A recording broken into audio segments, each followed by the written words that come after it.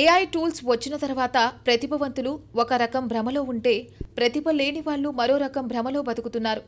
ఇక ఏఐ వచ్చేసింది కాబట్టి మనం ఏది పెద్దగా నేర్చుకోవాల్సిన పని లేదు, జస్ట్ ప్రాంప్ట్ ఇచ్చేసి అవుట్పుట్ సర్దేయొచ్చు అని అనుకుంటున్నారు.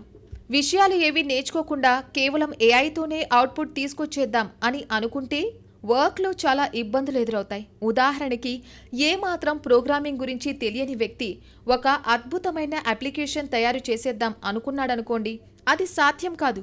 మొదట్లో ఏదైనా ఒక ప్రాంప్ట్ ఇచ్చినప్పుడు ఏఐ అతనికి ఒక బేసిక్ అప్లికేషన్ కోడ్ అయితే తయారు చేసి ఇస్తుంది. కానీ తర్వాత కోడ్లో మెరుగులు దిద్దాలన్నా, మార్పులు చేయాలన్నా ఈ వ్యక్తికి సాధ్యం కాదు.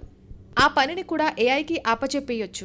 అయినా కూడా ఫైనల్ మళ్ళీ తాను చెక్ చేయాల్సి ఉంటుంది. కాబట్టి కోడింగ్ తెలిసి ఉండడం చాలా అవసరం. కోడింగ్ అనేది ఎంతో కొంత ముందుగానే తెలిసి ఉంటే కోడ్లో మార్పులు చేయడం, ఆ అప్లికేషన్ని సరిచేసి మరింత మంచి అవుట్పుట్ని తీసుకురావడం సాధ్యమవుతుంది.